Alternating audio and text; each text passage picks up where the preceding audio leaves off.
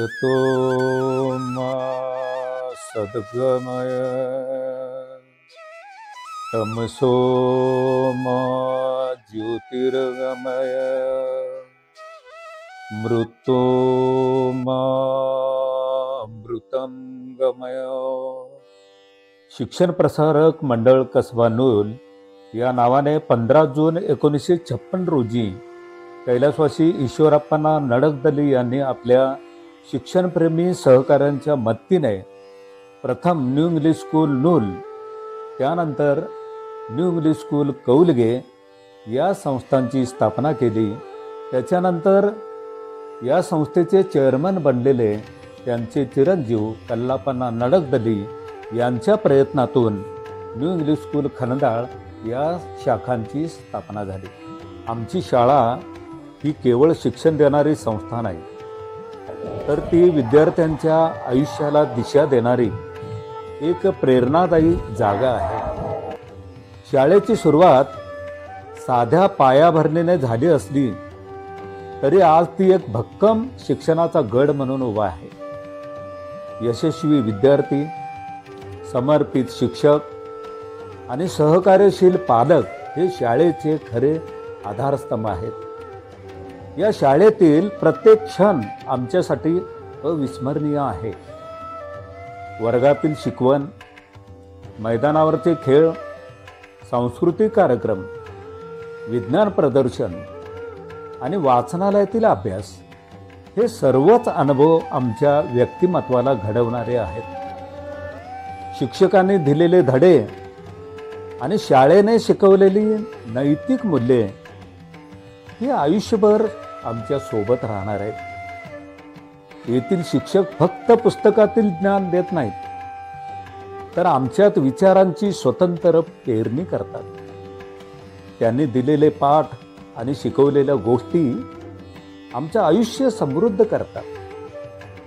इथं आम्हाला स्वप्न बघायला शिकवलं जातं आणि ती स्वप्न साकार करण्याची प्रेरणा दिली जाते. आपली शाळा ही शिक्षणाची परंपरा, संस्कार आणि शिस्त यांचा संगम आहे. याच शाळेने अनेक यशस्वी विद्यार्थी घडवले आहेत, जे आज वेगवेगळ्या क्षेत्रात आपली ओळख निर्माण करत आहेत. ही शाळा म्हणजे आमचं दुसरं घर, एक अशी जागा जिथे आम्हाला प्रत्येक क्षण शिकता आलं, हसता आलं आणि स्वतःला सिद्ध करता आलं. आपली शाळा आमचा अभिमान आणि आमचं भविष्य आहे. जनाई मल्टीस्पेशालिटी हॉस्पिटल आणि रिसर्च सेंटर आरोग्यासाठी समर्पित अत्याधुनिक उपचारांची सुविधा, आधुनिक तंत्रज्ञान आणि doctor Ranjit Kadam, doctor Balaji Salunke, doctor Mansoor Ali, doctor Malpure, doctor Tanish Patil, doctor Mayuresh Deshpande आणि डॉक्टर मंगरू वाडीकर यासारख्या तज्ज्ञ डॉक्टरांच्या देखरेखीखालील विश्वसनीय आरोग्य सेवा. Orthopaedics, general medicine, general surgery, cardiology, neurology, urology, joint replacement, accident and trauma, critical care, diabetic care, plastic surgery, physiotherapy, diet and nutrition, panchakarma centre, X ray, pathology, endoscopy and gastroscopy या सर्व आजारावरती एकमेव ठिकाण उपचारासाठी म्हणजेच Janai multispeciality hospital and research centre Gadhinglaj. नमस्कार, easy bro या YouTube चॅनलवरती आणि आज आपल्यासोबत आहेत ह्या संस्थेचे माजी प्राचार्य विनोद नाईकवाडे सर आपल्यासोबत आहेत आणि त्यांच्यासोबत आज आपण खास मुलाखत करणार आहोत. नमस्कार सर. नमस्कार. तुमचं शिक्षणाची सुरुवात झाली? सांगायचं म्हटलं तर आमचे वडील बँकेत नोकरीला होते कर्नाटकात. माझं पूर्ण प्राथमिक आणि माध्यमिक शिक्षण हे कन्नड मीडियममध्ये कर्नाटकामध्ये, म्हणजे उदाहरणार्थ कुडची, रायबाग, संकेश्वर, हुक्केरी आणि बेळगाव इथे माध्यमिक शिक्षण झालं JS स्कूलला. नंतर BScला JSS college, Govindram Seksaria science college इथं माझं BScचं केमिस्ट्रीमधलं शिक्षण पूर्ण झालं. त्यानंतर मी इथं शाळेमध्ये रुजू झालो. ओके. नूल ही शिक्षण संस्था कशी उभारली नूल या गावात? त्याकाळी शिक्षणाची सोय नसताना पण ईश्वरप्पा नडगदली सर हे एवढं मोठं साम्राज्य कसा उभा केला सर? खरं तर कसं आहे, शिक्षणाची गरज या गावाला होती, या प्रदेशाला होती. पण सुरुवातीच्या काळामध्ये 1956च्या पूर्वी हम्म, चंदगड ते कोल्हापूरपर्यंत हम्म, एकमेव शाळा MR हायस्कूल होतं. ओके. मग ही शाळा सरकारी शाळा होती आणि गावापासून 12 किलोमीटर लांब. हम्म, मग मधी नदी आडवी. हम्म, मग अशा पद्धतीनं लोकांना जायला यायला साधन नव्हतं. त्यावेळी एसट्या वगैरे नव्हत्या. नव्हत्या. हा. मग रस्ते देखील चांगले झालेले नव्हते. हम्म, अशा परिस्थितीमध्ये चालत जाऊन 12 किलोमीटरवर अंतरावर असणाऱ्या शाळेत शिक्षण घेऊन गरीब लोक हे शिक्षण घेऊ शकत नव्हते. हम्म, त्यामुळे शिक्षणापासून त्या गरीब लोकांना वंचित राहायची पाळी आली होती. हम्म, म्हणून ही गरज ओळखून ईश्वरप्पांनी त्या काळी अण्णांनी ठरवलं हम्म, की आपण इथं माध्यमिक शाळा काढायला पाहिजे. ओके. म्हणून त्यांच्या चिंतनामधून हम्म, ही शाळा उभी राहिली आणि त्यामुळे अनेक गरीब विद्यार्थी हम्म, शाळेमध्ये येऊन शिकले आणि मोठे झाले हम्म, आणि नंतर काही अधिकारी झाले, काही डॉक्टर झाले, काही इंजिनियर झाले. Okay sir. पण मूळ ईश्वरप्पा नडगदली यांच्या अगदी तीव्र इच्छेनुसार हम्म, हे घडत गेलं. ओके सर, आता आपण पाहणार आहोत की कलापण्णा ईश्वरप्पा नडगदली संस्थेबद्दल बोललेले आहेत, ते आता आपण त्यांना दाखवूया. मी कलाप्पा ईश्वरप्पा नडगदले सध्या शिक्षण संस्थेचे चेअरमन म्हणून काम करतो. 1948 साली वडिलांचे निधन झाले. त्यावेळी मग आम्हाला घराण्याला धक्काच बसला आणि गावालाही धक्का बसला. संस्थेचं आता इथून पुढं कसं होणार हे सगळ्यांना कोडं पडलं होतं. तरीसुद्धा यातून ते निभावलं. शिक्षण प्रसारक मंडळ नूल या शिक्षण संस्थेची स्थापना 1956 साली गावचे नागरिक म्हणजे स्वातंत्र्य सैनिक अधिक ईश्वरप्पा नडगदले यांच्या साहित्याच्यानं ही शिक्षण संस्था स्थापन झाली. नूलमध्ये आर्ट, सायन्स, कॉमर्स या तिन्ही शाखा आहेत. आजरा, चंदगड यापैकी टेक्निकल नूलमध्येच आहे. फक्त शिक्षणाची सोय झालेली आहे. बरीच मुलं शिक्षण घेऊन बाहेर पडलेले आहेत, मोठमोठ्या हुद्द्यावर आहेत. गेली 68 वर्ष ही शिक्षण संस्था कार्यरत आहे. मी तायगोंडा बाबूराव देसाई, सध्या मी प्राचार्य पदावर काम करतोय आणि सध्या आम्ही 5वी ते 12वीसाठी विविध उपक्रम राबवत आहे.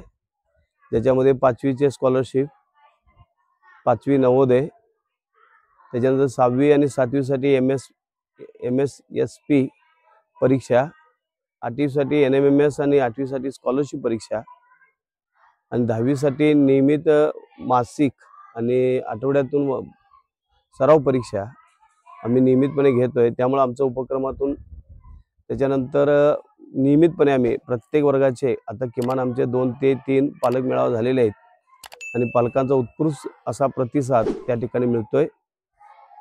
आणि सध्या आमचा मी संजय तुकाराम जाधव या प्रशालेमध्ये पर्यवेक्षक म्हणून काम करत आहे. भाग्य माझं 1977ला या शाळेमध्ये 5वी वर्ग सुरू झाला आणि 5वी वर्गातला मी एक विद्यार्थी आहे आणि मला हे भाग्य 5वी पासून आज तागायत म्हणजे शिकलो इथंच, आता नोकरीला मी इथंच आहे आणि हे सर्व का आहे कैलासवासी आणि कर्मयोगी ईश्वरप्पा नडगदले यांची देण आहे आणि यांच्यामुळे आज या ठिकाणी या नंदन फुललेलं आहे.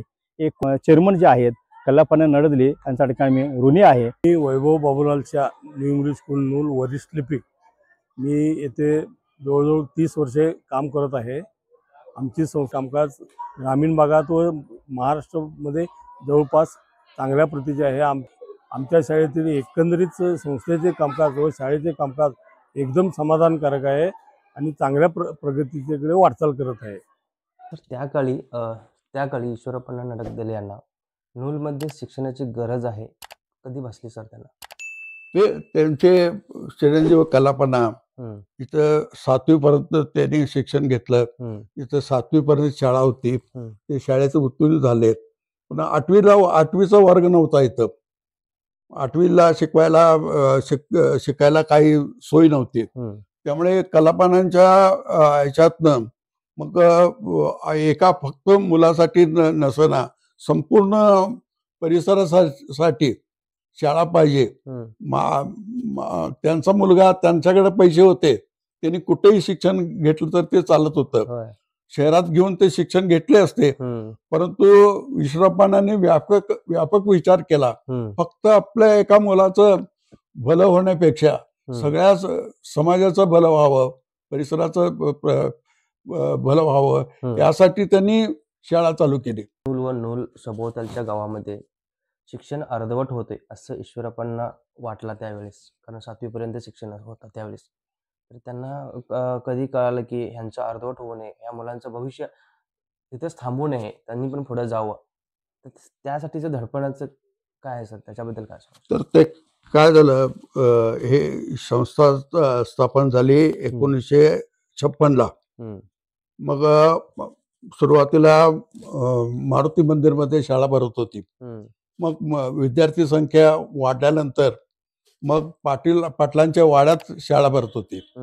मग तिथं धार्मिक कार्यक्रमामुळे अडचण व्हायला लागलेली शाळेला. मग ती अडचण दूर करण्यासाठी मग ते पाटलांच्या वाड्यातनं ते रामनाथगिरी मठामध्ये शाळा आली. मग तिथनं मग शाळेला ऊर्जितावस्था प्राप्त झाली, कारण ते बिल्डिंग मोठी होती. त्यामुळे वर्ग खोल्या, प्रयोगशाळेसाठी हॉल, ऑफिस यासाठी सगळ्या खोल्या मिळाल्या आणि त्यामुळे तिथं व्यवस्थित शिक्षणाच्या कामाला सुरुवात झाली. त्यामुळे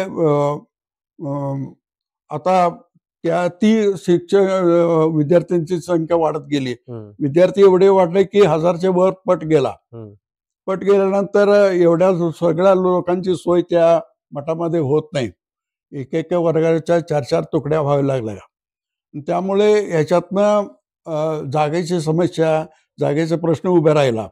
आणि म्हणून ईश्वरप्पांचा दूरदृष्टिकोन होता, एवढी मोठी शाळा होणार आहे, त्या शाळेसाठी किती एकरची जागा लागणार. मग त्यांच्या मनामध्ये एक प्लॅन होता. त्या प्लॅनप्रमाणे 10 एकरची मागणी त्यांनी शासनाकडे केली 1972ला. त्यावेळचे आमदार माननीय BS पाटील होते. ते रत्नापा कुंभारांच्या हाती काम करत होते आणि ते आमदार असल्यामुळे ईश्वरप्पांनी त्यांच्याकडे मागणी केली आणि सरळ असं त्यांना विचारलं, मी काय राजकारणासाठी शाळा काढलेली नाही, गोरगरिबांच्या शिक्षणासाठी शाळा काढलेली आहे, मी राजकारण करणार नाही, तुम्ही देणार आहे की नाही, असा खडे बोल त्यांनी सुनावले एका कार्यक्रमामध्ये. मग त्यांनी मान्य करून लगेच त्यांनी फोन केला. वसंतराव नाईक त्यावेळी मुख्यमंत्री होते आणि 10 एकर जागा मंजूर झाली.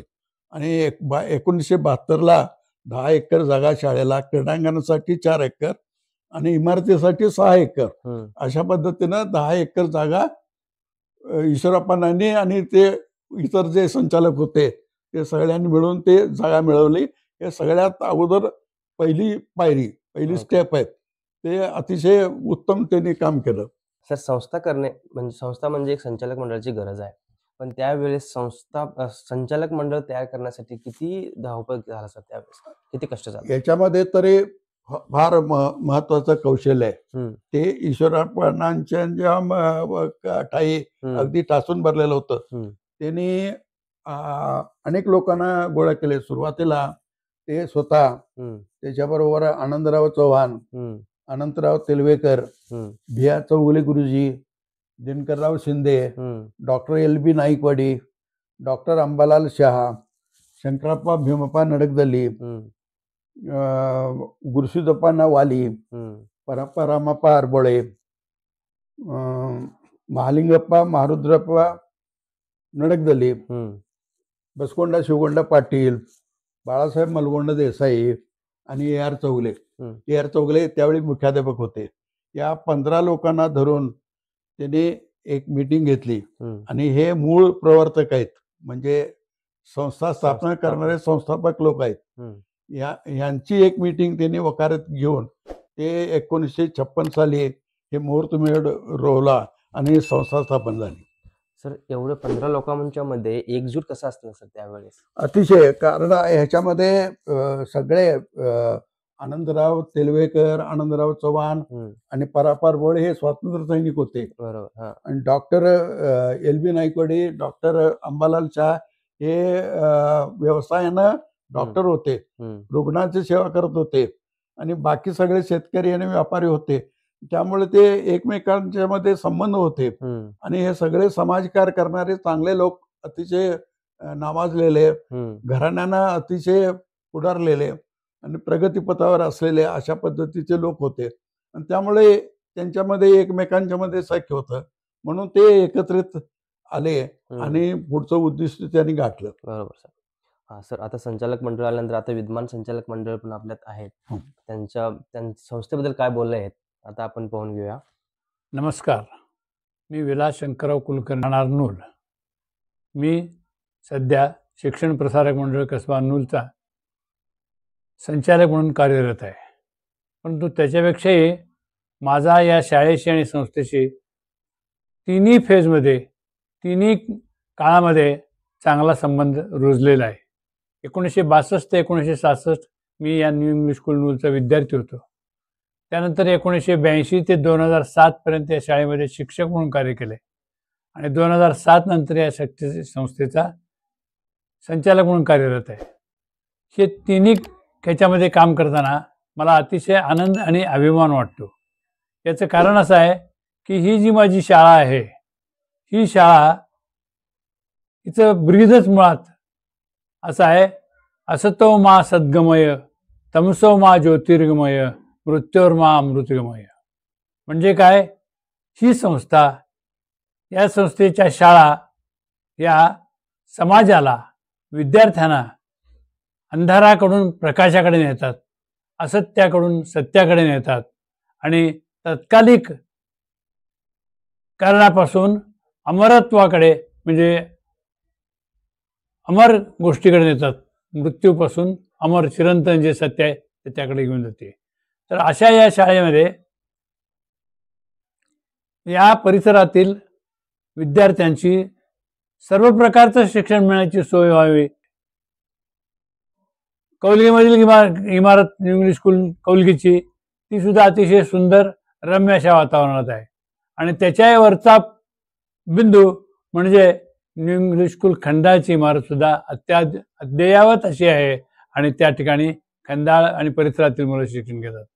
असं पूर्णपणे मुलांच्या सोयीसाठी, मुलांच्या शिक्षणासाठी ही संस्था सतत कार्यरत आहे. अशा या संस्थेमध्ये काम करण्यास आम्हाला अतिशय आनंद होतोय. आणि सर्वात महत्त्वाची गोष्ट म्हणजे हे जे सगळं घडलेलं आहे, हे घडण्यापाठीमागं आमच्या संस्थेचे संस्थापक चेअरमन माननीय कल्लापणा नळगल्ली, त्याच्यानंतरचे चेअरमन माननीय डॉक्टर LB नाईकवाडी सर, अल्पकाळ का होईना पण या नूलचे पोलीस पाटील असलेले बसवंतपण्णा पाटील हे सुद्धा संस्थेचे 3 वर्षे चेअरमन होते. आणि त्यानंतर खरा तरुण अर्क असा म्हणजे ह्या चेअरमन माननीय कल्लापणा नळगल्ली आमच्या या संस्थेला लाभले. आणि त्यांच्या काळामध्ये आता गेल्या 15-20 वर्षामध्ये या संस्थेचा झेंडा दिगंत असा कीर्तिरूप फडकत आहे. तेव्हा या शाळेचा, या संस्थेचा मला अतिशय अभिमान आहे आणि या संस्थेमध्ये कार्यरत राहण्यासाठी मला अतिशय आनंद होतोय. धन्यवाद. नमस्कार. मी कृष्णा सखाराम जाधव या संस्थेचा संचालक म्हणून मी काम करतो. याचा मला मोठा अभिमान वाटतो. ज्या शाळेनं मला मोठं केलं त्या शाळेमध्ये मी संचालक म्हणून माझी निवड झाली, हे कुठल्या शब्दात वर्णन करावं हे मला समजत नाही. 1958 ते 1962 या काळामध्ये या शाळेमध्ये मी विद्यार्थी म्हणून शिकलो आणि या शाळेमध्ये जे ज्ञान मला मिळालं, जे संस्कार माझ्या मनावर झाले, त्याच्यामुळे मी आज या ठिकाणी उभा आहे. आणि हे सगळं आज जे मला मिळालं त्याचं श्रेय मी ईश्वरप्पा नळगल्ली यांना देतो. मी गिरीश कल्लाप्पा नळगल्ली, सध्याचे चेअरमन कल्लाप्पा नळगल्ली यांचा चिरंजीव आहे. मी सध्या 5-6 वर्षापासून ह्या संस्थेचे संचालक मंडळामध्ये संचालक म्हणून मी काम करत आहे.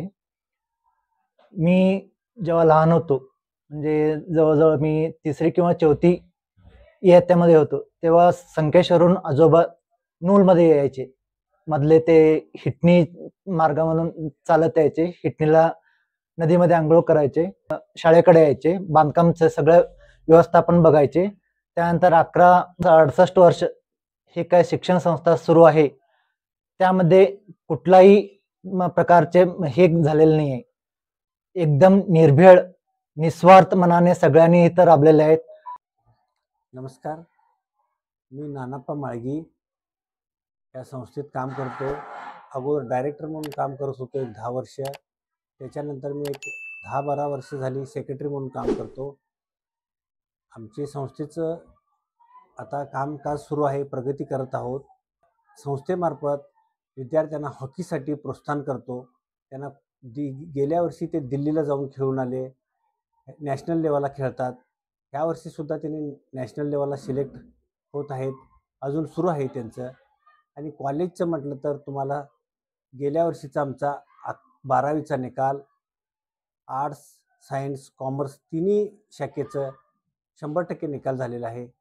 आणि ह्या ग्रामीण भागातल्या लोकांना अगदी सोयीस्कर आम्ही टाईम वाचते, येणं जाणं वाचल्यामुळं अभ्यास करा त्यांचा वेळ मिळतोय, हे आमचं हेतू आहे. त्यासाठी आम्ही सुसज्ज लॅबोरेटरी बनवलेले आहे.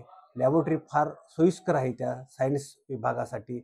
आणि त्यांना शिक्षक लोक PhDचे आहेत. हे सगळं आम्ही विद्यार्थ्यांच्या सोयीसाठी करत आहोत. ईश्वरप्पा नडगदले यांना संस्था चालवण्यासाठी आणि संचालक मंडळांना पण किती त्यावेळेस प्रयत्न करावा लागला सर, हे सर्व उभारण्यासाठी? खूप प्रयत्न केले त्याने. आता कसं आहे की 1972ला जागा मिळाली. जागा मिळाल्यानंतर पैशाचा प्रश्न तयार झाला. त्यावेळेला गरिबी होती.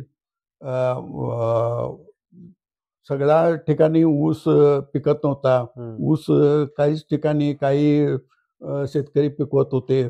पाण्याची टंचाई होती. त्यामुळे पिकाला ऊसाला लागणारं पाणी जे आहे ते उपलब्ध नव्हतं. त्यामुळे गरीब शेतकरी होते.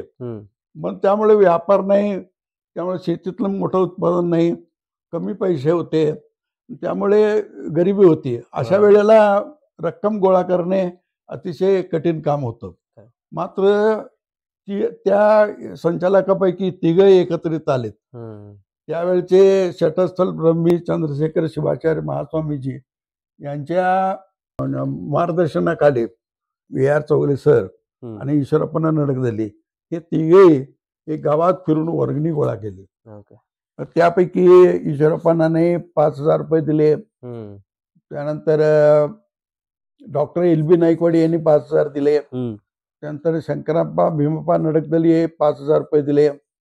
त्याशिवाय संभाई आप्पा हेरमट यांनी 5,000 दिले. त्याशिवाय बसगोंडा शिवगोंडा पाटील यांनी देखील 5,000 रुपये वर्गणी देऊन शाळेच्या बांधकामाला सुरुवात केली. आणि मग इतरांनी कोणी गुळ दिला, कोणी काय धान्य दिलं, ते सगळं विकून ईश्वरप्पांनी पैसे गोळा केले आणि ते बँकेत ठेवून ते जमा झालेल्या रकमेतनं बांधकामाला सुरुवात केली. 1974ला बांधकामाची सुरुवात झाली. बरोबर सर. एवढं सर्व ईश्वरप्पा नडगदले संचालक मंडळाने एवढं धावपळ करून त्यांना एक क्वेश्चन उभारला त्यावेळेस की पहिली शाळा कुठं भरवायची. त्यांना जागा नव्हती पहिली शाळा भरवण्यासाठी असं म्हणतात सर, त्याच्याबद्दल काय सांगू? पूर्वीप्रमाणे काय होतं, आता सगळ्या स्वातंत्र्यानंतर अनेक ठिकाणी स्वतंत्ररित्या जागा घेऊन सरकारी शाळा भरल्या किंवा इमारती होतात. पण पूर्वी अशी पद्धत होती, देवळातच शाळा भरत होत्या. त्यामुळे 1956ला ज्यावेळी शाळा चालू झाली, साहजिकच ते सगळ्यांचं लक्ष बलभीम मंदिराकडे गेलं आणि तीच जागा योग्य आहे. त्यामुळे सगळ्यांच्या पूज्य भावना असल्यामुळे देवळात हे सगळे सार्वजनिक कार्यक्रम चालायचे. मग शाळा देखील तिथं भरवा, काय हरकत नाही म्हणून माडीवर जागा शिल्लक होती. त्यामुळे मारुती मेळाच्या माडीवर पहिला वर्ग 8वीचा तिथं भरला. केवळ धार्मिक श्रद्धेपोटी मुलं देखील तिथं आली आणि 30 ते 40 पट होता वाटतं पहिल्या वर्षी. ते संख्या देखील गाठली गेली. बरोबर सर. अण्णांनी आता ईश्वरप्पांनी 8वीचा वर्ग चालू केला, एवढं धावपळी संचालक मंडळाने अण्णांनी सर्वजणांनी मिळून. पण त्यांना 8वीचा वर्ग चालू केल्यानंतर त्यांना एक मोठा प्रश्न येतो की त्यांना शिक्षकांना पगार कसं द्यायचा. हा, शिक्षकांचा पगार ते आता वर्गणी काढून देत होते. दर महिन्याला ते वर्गणी काढून त्यांना शिक्षकांना पगार कमी पगार होता, पण मला आकडा तर सांगता येत नाही, पण कमी पगारामध्ये शिक्षक सगळे राबत होते. त्यापैकी बी आर कुलकर्णी एक सर हेडमास्टर म्हणून होऊन गेले संकेश्वरचे. ए आर चौगले सर तर होतेच, धूप होते, त्यानंतर हत्तरकी म्हणून सर होते. मग ह्या लोकांनी सगळ्यांना सांभाळून घेतलं आणि एक तारखेला नक्की त्यांचा पगार व्हायचा, म्हणजे अनुदान मिळण्याच्या अगोदर. ओके. सर आता 8वीचा वर्ग त्यांनी चालू केला, 9वीचा वर्ग पण चालू केला, मारुती मंदिरामध्ये झाला. त्याच्यानंतर दुसरी शाळा कुठं भरवली सर त्यांनी? दुसरी शाळा वाड्यात पाटलांच्या वाड्यात. बसवंडा शेवंडा पाटील हे त्यावेळी पोलीस पाटील होते, आणि त्यावेळी ते पोलीस पाटील होण्यापूर्वी काही काळ ते शिक्षक, प्राथमिक शिक्षक पण होते. मग तो जो वाडा दिसतोय तो भव्य वाडा होता.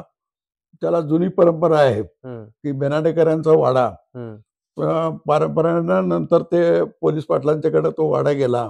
मग त्याच्यामध्ये हा त्या भरपूर जागा होती, म्हणून शाळा मारुती मंदिरानंतर त्या शाळा तिथं शिफ्ट झाली. दुसरी शाळा तिकडे चालू झाल्यानंतर आता त्यांना अण्णांच्या 8वी 9वी 10वी पूर्ण वर्ग चालू झाला सर. त्यावेळेस जागेची परत समस्या तयार झाली, कारण तिथं धार्मिक काही कार्यक्रम होत होते. म्हणजे उदाहरणार्थ बेंद्राचा सण आहे ना, ते वाड्यातनच चालू व्हायचं. मग तिथं वाद वाजवणे वगैरे असा प्रकार, त्यामुळे शिक्षणामध्ये अडचण निर्माण झालेली अध्यापनामध्ये. म्हणून ती जागा नको आणि दुसरी ठिकाणी शिफ्ट होऊया म्हणून मग रामनाथगिरी मठामध्ये शाळा केली. रामनाथगिरी मठानंतर अजूनही अण्णांना असं वाटलं की स्वमालकीची जागा हवी. तर स्वमालकीची जागा मिळवण्यासाठी किती धडपड झाली सर? ते खूप धडपड झाली. आमदार बी एस पाटील हे काँग्रेस पक्षातर्फे निवडून आले होते, आणि ते रत्नापन्ना कुंभार यांच्या मार्गदर्शनाखाली काम करत होते. मग जिल्हाधिकाऱ्यांच्या शिक्षण संस्थांनी अर्ज केला आणि 10 एकर जागा मिळावी असा प्रयत्न चालू झाला. मग एका दिवशी ते गडिंग्लजला बी एस पाटील आमदार साहेब आले होते. मग त्यांना भेटायला शिष्टमंडळ गेलं, आणि तिथं भर सभेतच मीटिंगमध्ये त्यांना विचारलं, मी काय राजकारणासाठी शाळा काढलेली नाही, गोरगरीब मुलांनी शिकावं म्हणून शाळा काढलेली आहे, आणि तुम्ही आमच्या शाळेला मान्यता देणार आहे की नाही सांगा. असं म्हटल्याबरोबर ईश्वरप्पांची भूमिका लक्षात घेऊन त्यांनी तत्काळ त्याला होकार दिला आणि तत्काळ फोन केला वसंतराव नाईकांना. सर आता तुम्ही सांगता की जागा भेटली 10 एकर जागा, पण अण्णांनी आणि संस्थापकांनी संचालक मंडळाने कसा प्रयत्न केला सर ते बांधकामाचा? मग ते बांधकामामध्ये ईश्वरप्पांना असा अति हातखंडा होता, अतिशय तज्ज्ञ होते. ते कागदावर काही त्यांना प्लॅनिंग असायचं नाही, नकाशा एस्टिमेट वगैरे बाब त्यांच्या डोक्यात फिट होती. तर ते अतिशय तज्ज्ञ असल्यामुळे त्यांच्या मनामध्ये पक्की आयडिया होती बांधकाम कसं करायचं आणि कसं करायचं. त्यांचे सिमेंटवर विश्वास नव्हता, ते चुन्याच्या गच्चीवर त्यांचा विश्वास. म्हणून इमारत उभी करायची ते दगडामध्ये, आणि त्यातही चुन्याच्या गच्चीत इमारत उभे करायचे, खैंच्या उभ्या करायच्या, राफ्टर मारायचे आणि त्याच्यावर खापऱ्या घालायच्या. अशा पद्धतीचं एक 6000 स्क्वेअर फुटाचं 10 खोल्यांची इमारत त्यांच्या डोक्यात होती. त्यांनी प्रत्यक्षात ते अवतरले, आणि त्या काळी ते चिंचेवाडीचे अमृत सुतार हे सुतार म्हणून लाभले, आणि त्यांनी खैंच्या उभ्या केल्या. या 10 खोल्यांच्या काहीतरी 20 एक खैंच्या असतील, ते खैंच्या उभ्या करून अतिशय सुंदर अशा पद्धतीची इमारत उभी केली. ही इमारत उभी करत असताना या खैंच्या एकमेकांच्या जोडल्या होत्या, पण काही ठिकाणी चूक झाल्यामुळे एक चूक झाल्यामुळे सगळ्या खैंच्या एकाच वेळेला खाली पडल्या. पण त्यावेळेला ईश्वरप्पांना विचलित झाले नाहीत, काही हरकत नाही म्हणाले. मूळ आहे त्या स्थितीत त्यांनी परत बांधकाम करून खैंच्या यथास्थितीला आणले. याच्यामध्ये त्यांची कल्पकता लक्षात येते. ते इतके तज्ज्ञ होते की दगडामध्ये अडक कशी करायची, कुठल्या कोपऱ्यातलं दगड कुठल्या कोपऱ्यात बसवायचा, हेदर कुठं लावायचं वगैरे सगळं त्यामुळे तज्ज्ञ होते. ते चुन्याच्या गच्ची तयार करण्यासाठी ते घाणा लागायचा. त्या तिथं जनावरे झोपायची आणि घाणा काढला जायचा. ते जनावर बरोबर ते घाण्याभोवती फिरायचे, स्वतः फिरायचे आणि चुन्याची गच्ची तयार झाली की नाही ते स्वतः बघायचे आणि चुन्याची गच्ची ती पूर्ण पक्व झाली की नाही बघूनच ते गवंड्याला देत होते. इतके तज्ज्ञ होते. त्यामुळे सगळ्यांना घेऊन त्यांनी सुंदर पद्धतीनं सगळं नियोजन करून सगळ्यांच्या सहकार्य घेऊन त्यासाठी गावाचं सहकार्य लागलं. गावातल्या लोकांनी आळीपाळीनं आपली जनावरे दिली, बैल दिली, मग काही जणांनी झाडं दिली, काही जणांनी चुनखडी वेचून आणून दिली.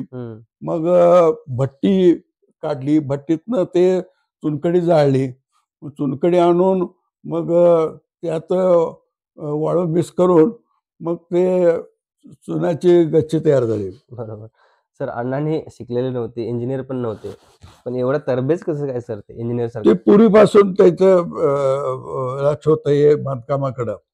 त्यांची घरं बघितली तर त्यांच्या मनामध्ये त्याविषयी ते इंजिनियर नव्हते, पण इंजिनियर पेक्षा ते बांधकामात हुशार होते, हिशोबात तज्ज्ञ होते. पैसा कसा खर्च करायचा हे त्यांच्यापासून आपण शिकलं पाहिजे. एवढे तर हिशोब कसा ठेवायचा आणि बांधकाम कसं करायचं याच्यामध्ये अण्णांचा हात पकडायचं कोणी नाही. तर अशा पद्धतीचे ते माहीर होते. त्यामुळे ते हे काम फार सोपं झालं. बरोबर सर. सर आता पहिली त्यांनी इमारत उभी केली, पण दुसरी इमारत बांधकाम करताना पैशाची फार चणचण बसली सर त्यांना. तर त्यावेळेस त्यांनी मग कसं त्यावेळी काय झालं, डॉक्टर LB नाईकवाडी हे चेअरमन होते. मग चेअरमन असतानाच्या काळामध्ये त्यांच्या मनामध्ये एक आयडिया सुचली की काय करायचं, शिक्षकांनी दर महिन्याला एक 100 रुपये काढून संस्थेला द्यायचे, ते बिल्डिंग फंड म्हणून. बरोबर. तर ती फार मोठी रक्कम नव्हती, पण 100 रुपये त्यावेळी फार महत्वाचे होते. मग शिक्षक काय केले की 100 रुपये जमा केले आणि ती थोडी रक्कम जरा मोठी झाली आणि गावात चंद्रशेखर शिवाचार्य महास्वामीजी होतेच, मग त्यांच्या अंडर हे सगळे काम करत होते. त्यामुळे चंद्रशेखर शिवाचार्यांच्या श्रद्धेपोटी लोकांनी आणखीन देणग्या दिल्या. शुगर फॅक्टरीने देणग्या दिल्या.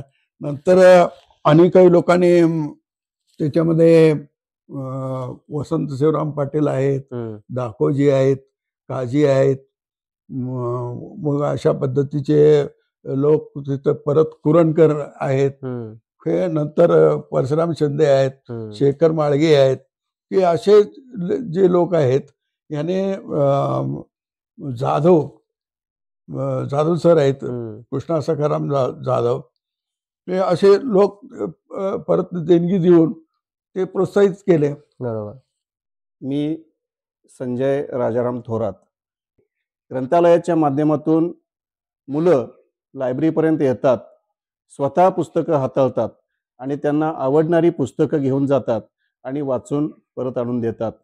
ही संस्कृती वाचनाची टिकावी यासाठी संस्थेनं, शाळेनं, माझ्या सर्व स्टाफनं या ठिकाणी सहकार्य केलेलं आहे आणि त्यामुळे ही वाचन संस्कृती टिकवण्याचं काम आम्ही आमच्या शाळेच्या माध्यमातून गेली अनेक वर्ष करत आहे. आणि त्यासाठी वेगवेगळे उपक्रम आम्ही ग्रंथालयाच्या माध्यमातून किंवा शाळेच्या सहभागातून या ठिकाणी राबवत असतो. मग तो आदर्श वाचक पुरस्कार, वेगवेगळ्या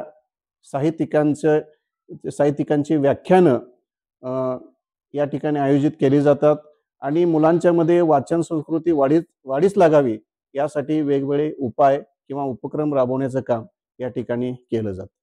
आणि ही वाचन संस्कृती वाढावी यासाठी आमच्या शाळेच्या ग्रंथालयामध्ये जवळजवळ 7,000 पुस्तकं आहेत. त्यामध्ये ज्युनियर कॉलेज विभागाला लागणारी सर्व पुस्तकं या ठिकाणी उपलब्ध आहेत आणि वाचनासाठी लहान मुलांच्या पासून अगदी शिक्षकांच्या पर्यंत जी पुस्तकं या ठिकाणी लागतात वाचन साहित्याचे किंवा संदर्भ ग्रंथ, ही सर्व पुस्तकं या ठिकाणी आम्ही संस्थेच्या माध्यमातून उपलब्ध करून ठेवलेली आहेत. आणि शासनाची जी पुस्तके येतात सर्व शिक्षण मोहिमेअंतर्गत, ही सर्व पुस्तकं 5वी ते 8वीच्या विद्यार्थ्यांसाठी आम्ही मोफत पुरवठा करण्याचं काम आम्ही शाळेमार्फत करत असतो. सर त्यानंतर सर 1985 साली टेक्निकलचा उगम झाला सर आपल्या शाळेत. टेक्निकलसाठीच कोल्हापूर, कागल, पारगाव असं या ठिकाणी जावं लागेल. तर त्या अण्णांना कसं सुचलं सर की आपण पण आपल्या 1983 साली काय झालं, आपल्या गावामध्ये आपल्याच गावामध्ये दुसरी एक शाळा स्थापन झाली. मग दोन्ही शाळांमध्ये विद्यार्थ्यांच्या साठी स्पर्धा चालू झाली. मग एकमेकांच्या शाळेत ओढण्यासाठी दोन्ही शाळांमध्ये स्पर्धा चालू झाल्यानंतर त्याच्यामध्ये शिक्षणात प्रगती व्हायला पाहिजे, आपण नवीन काहीतरी करून दाखवायला पाहिजे, नवीन काहीतरी द्यायला पाहिजे.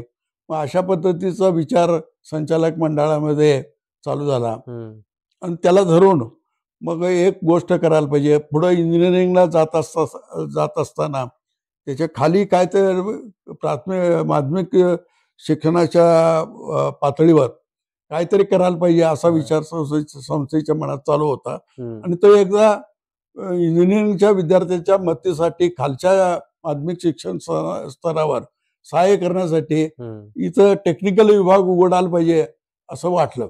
त्यावेळी ते परमिशन वगैरे मिळायची. मग त्या संस्थेची प्रगती होण्यासाठी आणि काहीतरी नवीन करण्याच्या जिद्दीनं हे टेक्निकल विभागाची मुहूर्तमेढ रोवली गेली.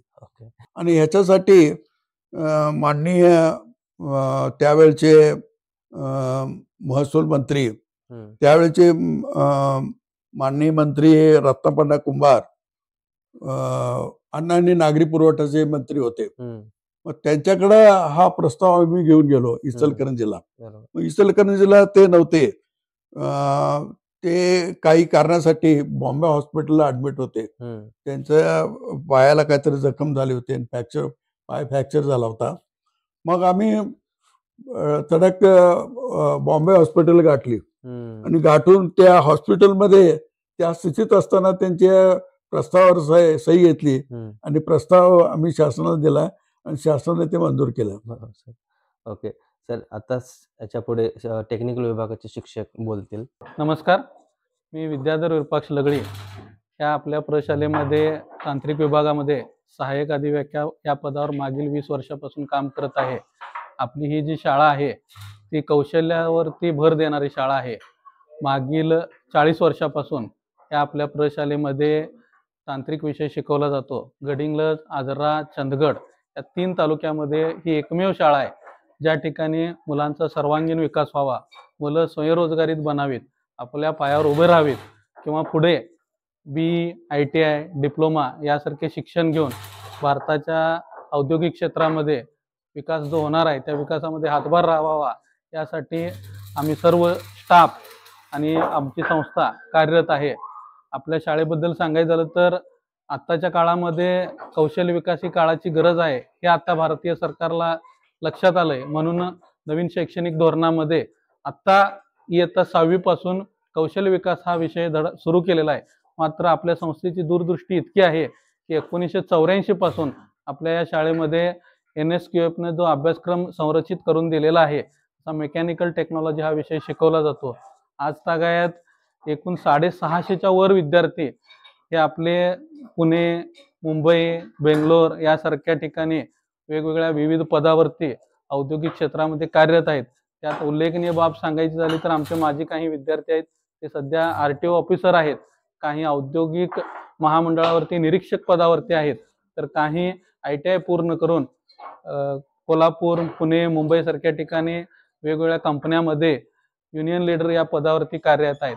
थोडक्यातच सांगायचं म्हणजे आपली ही जी शाळा आहे फक्त ही मुलांना शिक्षण देणार नाहीये, तर स्वतःच्या पायावर उभं राहण्यासाठी, रोजगार निर्मितीसाठी त्या मुलांना उद्दीपित करणे, त्यांना प्रोत्साहन देणे याकरिता, तसेच पुढे वेगवेगळ्या क्षेत्रामध्ये आपलं नाव लौकिक करावा यासाठी औद्योगिक क्षेत्रामध्ये सुद्धा ही आपले मुले कार्यरत असतात.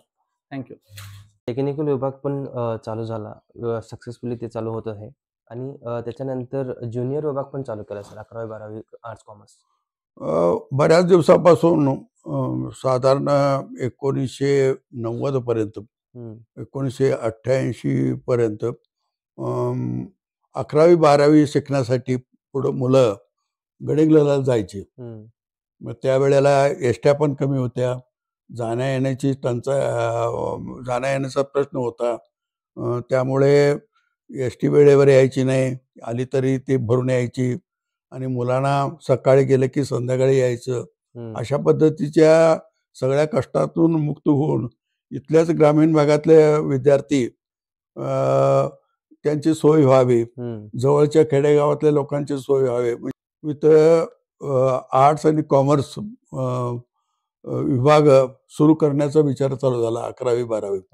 त्यासाठी त्यावेळी गावचे सुपुत्र आमदार श्रीपतराव शिंदे हे आमदार होते. मग त्यांच्याकडे गावचा प्रस्ताव घेऊन जायचा आणि ते मंजूर करून घ्यायचा, अशा पद्धतीचा विचार चालू झाला.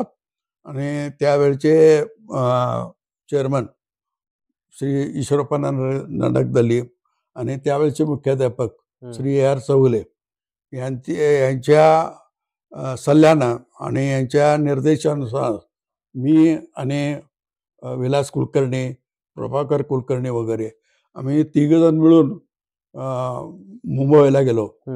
आणि मुंबईला जाऊन तिथं त्यावेळी जे शिक्षण मंत्री होते म्हणतो देशमुख, त्यांच्याकडं हा प्रस्ताव दिला.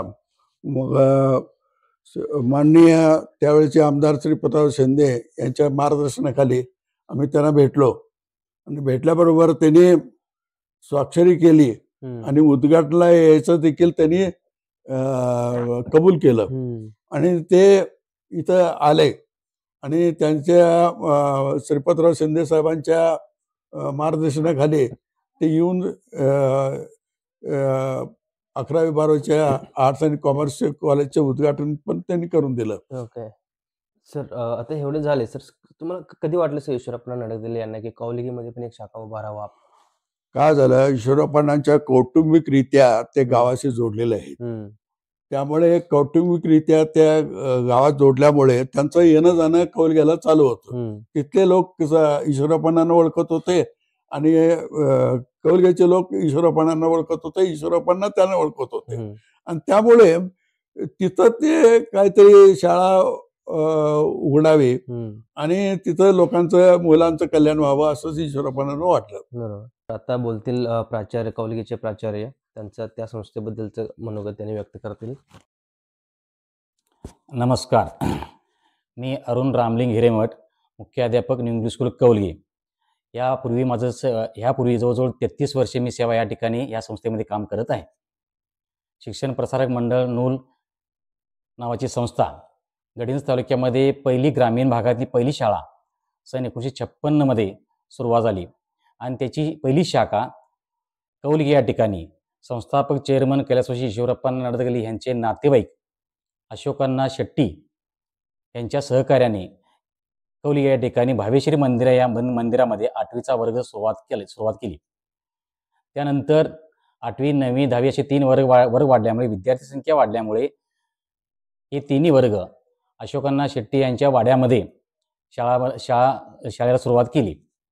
त्यानंतर ह्या कौलगी गावातून, त्याचबरोबर कौलगीच्या पंचकृषीतून, वेगवेगळ्या गावातून या शाळेमध्ये विद्यार्थी येत होते.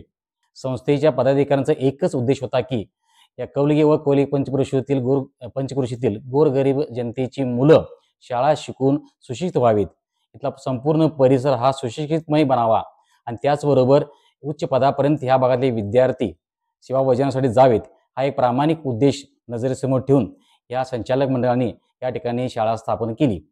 आणि या शाळेनं आपल्या अनेक क्षेत्रामध्ये आजपर्यंत भरारी मारलेली आहे. या शाळेतले अनेक असे दिग्गज विद्यार्थी या शाळेत घडून गेले आहेत. त्यामध्ये विशेष करून या गावचे सुपुत्र व गडिंग्लज तालुक्याचे प्रमुख व्यक्ती आदरणीय डॉक्टर प्रकाश सापूरकर या शाळेचे विद्यार्थी आहेत. त्याचबरोबर शिवराज कॉलेजचे अध्यक्ष आदरणीय कुराडे सर हे सुद्धा या शाळेचे विद्यार्थी आहेत. भैरू कुमार सर या शाळेचे विद्यार्थी आहेत. असे अनेक मातबर मंडळी या शाळेतून शिकून आज आपल्या या महाराष्ट्रामध्ये आपल्या नावाचं लौकिक वाढवत आहेत. त्याचबरोबर या शाळेचे पहिले मुख्याध्यापक म्हणून PM जोशी सर यांनी सुरुवातीला या शाळेचे पहिले मुख्याध्यापक म्हणून काम करत होते. त्याच्यानंतर या शाळेमध्ये Tharkar sir, Taral sir, Dandage sir, Desai sir, Wadar sir, Gade sir, त्याचबरोबर EG देसाई सर आणि त्यानंतर इनामदार मॅडम आणि इनामदार मॅडम नंतर मी या ठिकाणी मुख्याध्यापक म्हणून काम करत आहे. जवळजवळ आजपर्यंत या शाळेची धुरा 9 मुख्याध्यापकांनी सांभाळलेली होती. 10वा मुख्याध्यापक मी या ठिकाणी 1 जून 2024 पासून या पदावर बसून मी सेवा करत आहे. या शाळेला लाभलेला जो शिक्षक वृंद आहे तो अतिशय ज्ञानी, आपापल्या विषयामध्ये परिपूर्ण अशा पद्धतीचा गुरुजन वर्ग, त्याचबरोबर शिक्षक कर्मचारी सुद्धा तेवढेच कर्तव्यपूर्ण अशा पद्धतीने कामगिरी या ठिकाणी बजावत आहेत. त्यामुळं आपल्या गडिंग्लज तालुक्यामध्ये पहिल्या 5 नंबरमध्ये आपल्या शाळेची गणना प्रत्येक वर्षी केली जाते. एवढंच नव्हे, आपल्या गडिंग्लज तालुक्याच्या पश्चिम भागामध्ये ज्या 7-8 माध्यमिक शाळा आहेत त्या 7-8 माध्यमिक शाळांमध्ये आपली शाळा ही नेहमी आपल्या केंद्रामध्ये सगळ्या क्षेत्रामध्ये अग्रेसर ठरत असते. एवढंच नव्हे, चालू वर्षी परसबागे हा जो उपक्रम शासनाचा होता त्यामध्ये बेळगुंदी केंद्रामधून आपल्या ह्या शाळेनं प्रथम क्रमांकाचं पारितोषिक पटकावलं आहे. धन्यवाद. कल्लापन्ना नडगदल्ले यांच्या नेतृत्वात खंदाळ ही शाखा ओपन झाली. बरोबर. सर, त्यामागचा धडपड काय होती कल्लापन्ना नडगदल्ले यांचा? कल्लापन्ना नडगदल्लीनंतर ते काय व्हायचं, ते आम्ही शाळा चालू करण्याच्या अगोदर ती खंदाळची मुलं हे नांगनूरला शाळेला जात होते. मग नांगनूर ते खंदाळ अंतर बरंच आहे, 2 किलोमीटर वगैरे. 2 किलोमीटरवर शाळा आहे, तिथं चालत जाणं योग्य नाही.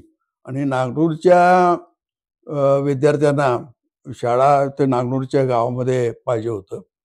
त्या पद्धतीचं विचार संस्थेच्या कल्लापन्नांच्या मनामध्ये आलं. मग आम्ही मिळून गावकऱ्यांची एक मीटिंग, आम्ही गावकरी सगळे आणि संचालक मंडळ हे सगळे ठरवून एक मीटिंग घेतली आपण न्यू इंग्लिश स्कूल नूलच्या सभागृहात. आणि तिथं गावकऱ्यांनी आपली मागणी मांडली की तिथं शाळा आम्हाला आणून द्या आणि आमची शाळा आमच्या गावातच शिकू दे, अशा पद्धतीची मागणी विनंती केल्यामुळे तो संस्थेनं ठराव केला आणि इमारत उभी करण्याचा निर्णय घेतला. मग त्या पद्धतीनं, ज्या पद्धतीनं ईश्वरापणाचे तज्ज्ञ होते बांधकामात, त्याच पद्धतीनं कल्लापन्ना नडग देखील तज्ज्ञ आहेत. सर, आता खंदाळचे प्राचार्य बोलतील ह्याच्यानंतर त्या संस्थेबद्दलचे त्यांची मनोगत व्यक्त करतील. नमस्कार, मी अरुण सखाराम येसरे, मुख्याध्यापक न्यू इंग्लिश स्कूल खंडाळ. ॲक्च्युली माझी service new English school Kaulge येथे सुरू झाली 1994 पासून या संस्थेमध्ये आहे. 28 वर्षे कौलग्यामध्ये काढल्यानंतर 2 वर्ष नूरमध्ये आणि आत्ता या जून 2024 पासून मी खंदाळ या ठिकाणी मुख्याध्यापक या पदासाठी रुजू आहे. या खंदाळ शाळेची स्थापना तशी 2000ला झालेली आहे रीतसर. त्याच्यापूर्वी बरेचसे शिक्षक या ठिकाणी नॉन गॅन्टवर काम केलेत. नॉन गॅन्टमध्ये अनेक जणांनी आपलं जवळजवळ 7-8 वर्ष बिनपगारी काम करून ही संस्था नावावर उपाला आणली आणि या संस्थेची पहिली बॅच 2003ला बाहेर पडलेली आहे. तेव्हापासून आतापर्यंत शाळेचा निकाल जो आहे तो अत्यंत उत्कृष्ट लागत गेलेला आहे. ही शाळा सुरू करण्याच्या पूर्वी, ही बिल्डिंग बांधण्याच्या पूर्वी गावातील प्रत्येक नागरिकानं या शाळेला भरभरून मदत केलेली आहे. पहिल्यांदा चिनुगुडे पाटील यांच्या घरात ही शाळा सुरू झाली, नंतर सोसायटीनंतर बाबू होडगे, बसवानी गुटुरे व शिवाजी व बसवानी चिरमुरे यांच्या घरामध्ये ही शाळा भरत होती. त्याच्यानंतर 2012 पासून आपली ही शाळा स्वमालकीच्या इमारतीमध्ये आलेली आहे. ही स्वमालकीच्या इमारतीमध्ये येण्याच्या पूर्वी गावातील सर्व नागरिकांनी ग्रामपंचायतीनं जागा उपलब्ध करून दिली आणि संस्थेनं अगदी 1 वर्षाच्या आतमध्ये ही इमारत बांधून तयार केली आणि मुलं या शाळेमध्ये शिकू लागली. ॲक्च्युली गावामध्ये 7वीपर्यंतची शाळा होती. 7वीच्या पुढे शिक्षणाचा थोडासा प्रश्न होता. मुलं बऱ्यापैकी नूलसारख्या ठिकाणी, नांगनूर या ठिकाणी जात होते, पण मुलींचं शिक्षण, सर्व मुलींचं शिक्षण होत नव्हतं. इथं शाळा स्थापन झाल्यानंतर मात्र जवळजवळ 100% मुली शिकू लागलेल्या आहेत आणि खास करून मुलींची सोय उत्कृष्ट झालेली आहे. आमच्या या खंदाळ गावाला खेळाची चांगली परंपरा आहे. खास करून मैदानी खेळ, त्याच्यामध्ये कबड्डी आणि खो-खो. खो-खोमध्ये तर आमच्या या शाळेचे, आमच्या प्राथमिक शाळेत जर गेलेच आणि आमच्या शाळेतसुद्धा विद्यार्थी विभागीय स्तरापर्यंत मुलींचा आणि मुलांचा संघ खेळलेला आहे. खास करून खो-खो हे तालुक्यामध्ये नावाजलेलं गाव आहे. या शाळेला गावातील सर्व दूध संस्था, सोसायटी, ग्रामपंचायत तसेच संपूर्ण तरुण मंडळे या सर्वांचं योगदान आहे आणि त्या सर्वजण आपल्या शाळेसाठी भरभरून मदत करत असतात आणि त्याचमुळे ही आमची शाळा नावारूपाला आलेली आहे. विविध क्षेत्रामध्ये आमचे विद्यार्थी अत्यंत नाव कमवत आहेत आणि विविध वेगवेगळ्या सर्व क्षेत्रामध्ये विद्यार्थी गेलेले आहेत. खास करून बसवराज मगदूमसारखा विद्यार्थी इस्रोमध्ये काम करत आहे. शिक्षण प्रसारक मंडळ कसबा नूल या संस्थेचे सर्व पदाधिकारी, माननीय चेअरमन साहेब कल्लापना नडगदल्ली, सेक्रेटरी अण्णा, माननीय श्री माळगे अण्णा आणि सर्व संचालक मंडळ यांचे सहकार्य माझ्या शाळेसाठी लाभलेलं असतं. माझा संपूर्ण स्टाफ पूर्णपणे अगदी झोकून देऊन या शाळेसाठी काम करत असतो. शाळा नावारूपाला आणण्यासाठी प्रयत्न करत असतो आणि तसेच माझे संपूर्ण विद्यार्थी जे आहेत हे विद्यार्थीसुद्धा अत्यंत नम्र आणि उत्कृष्टपणे आम्हाला साथ देत असतात आणि ही माझी शाळा नावारूपाला आणण्यासाठी प्रयत्न करत असतात. शाळा इथून पुढेही चांगलीच असेल आणि नावारूपाला येईल अशी मी अपेक्षा करतोय आणि शाळेसाठी मी शुभेच्छा पण देतो. नमस्कार सर. आता मी खेळाकडे येतोय. हॉकी म्हटलं की महाराष्ट्र राज्यात नूल हा गाव हॉकी पंढरी. हॉकी पंढरी आहे सर. ह्याचा उगम कसा झाला सर? हॉकी पंढरी ह्या शब्दाचा उगम एका समारंभातून आला. आम्ही विविध कार्यक्रमाला विविध चांगल्या व्यक्तींना आपण बोलवतो. त्यावेळी एका समारंभात म्हणजे क्रीडा समारंभामध्ये प्रमुख पाहुणे म्हणून त्यावेळचे पोलीस अधीक्षक माधवराव सानप यांना बोलवलं, निमंत्रित केलं आणि ते अधीक्षक असताना ते निमंत्रण स्वीकारलं. ते आले आणि त्यांच्या कानावर आमची ख्याती गेली होती, प्रसिद्धी गेली होती. ते सगळे ओळखून होते. मग आपल्या भाषणामध्ये त्यांनी सुरुवातच ही नूल ही हॉकीची पंढरी आहे म्हणून, हॉकीची पंढरी आहे म्हणून त्यांच्या तोंडातनं शब्द आला आणि त्यानंतर तो प्रचलित झालेला आहे हॉकीची पंढरी शब्द. मग ते खरं त्याचं कारण काय, ते आजपर्यंत 300 ते 400 विद्यार्थी त्याच्यामध्ये नॅशनल स्कॉलरशिप घेतलेले आहेत त्या क्रीडा क्षेत्रामध्ये, हॉकीमध्ये. ते संपूर्ण भारतामध्ये हा इतिहास आहे आणि त्यामुळे आपल्या गावाला हॉकीची पंढरी असं नाव मिळालेलं आहे. Okay okay sir. सर, आता हॉकीचे खेळाडूचे प्रशिक्षक आहेत, त्यांचे आपण मनोगत ऐकूया. नमस्कार, मी रमेश अर्जुन चौगुले. MA BPED शिक्षण घेतल्यानंतर 1996 सालापासून या प्रयोगशाळेमध्ये विविध शाखामध्ये मी कार्यरत आहे आणि तेव्हापासून अलीकडच्या काही काळापर्यंत मैदानावरती आम्ही हॉकीचा सराव वगैरे क्रीडा शिक्षका नात्याने घेत होतो. आतापर्यंत त्या शाळेचा संघ जो काही 4 वेळा दिल्लीला जाऊन आला जवाहरलाल नेहरू हॉकी क्रीडा स्पर्धा खेळण्यासाठी, त्यामध्ये दिल्लीला जाण्याचा 3 वेळा मला योग आला आणि 2009 सालापासून तर इथं खेलो इंडिया सेंटर जे काय स्पोर्ट्स अथॉरिटी ऑफ इंडियाचं ते मंजूर झाल्यापासून त्या ठिकाणी थोडीफार या खेळामध्ये अधिकाधिक प्रगती दिसून यायला लागलेली आहे. आता सध्याची स्थिती बघितली तर राज्य राष्ट्रीय स्पर्धेत तरी आपले खेळाडू दरवर्षी असतातच, परंतु माझ्या माहितीप्रमाणे 2003 सालामध्ये आंतरराष्ट्रीय स्तरावरसुद्धा 6 साईड या क्रीडा प्रकारामध्ये आमच्या शाळेच्या एका महिला खेळाडूची निवड झालेली होती.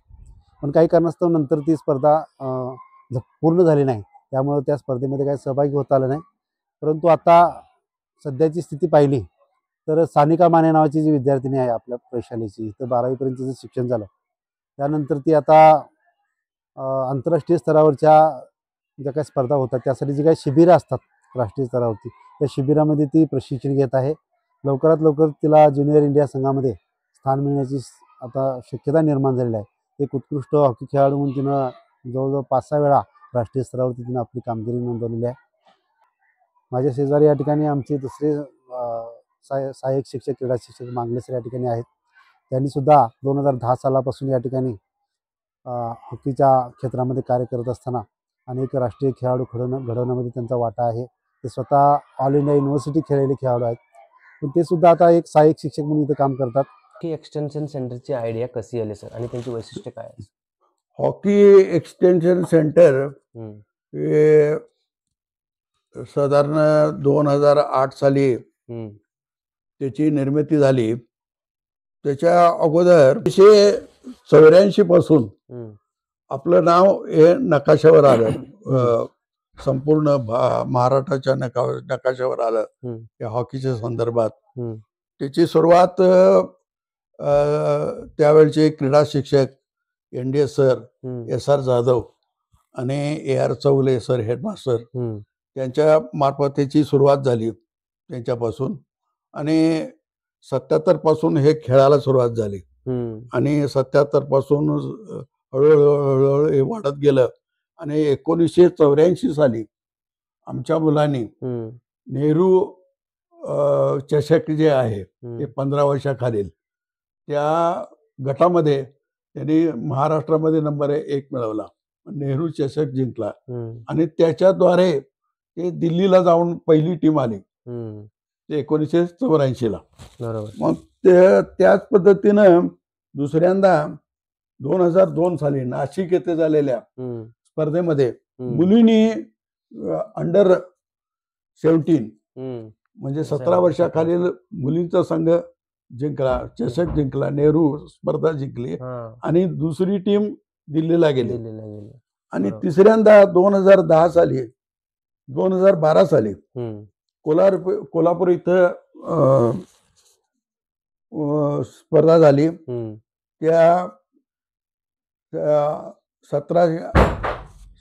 17 वर्षाच्या खालील मुलींच्या गटामध्ये आमच्या संघानं विजय मिळवला आणि ती टीम परत दिल्लीला गेली. असं तीनदा नाही 4दा ही स्पर्धा नेहरू स्पर्धा आपण जिंकलेली आहे.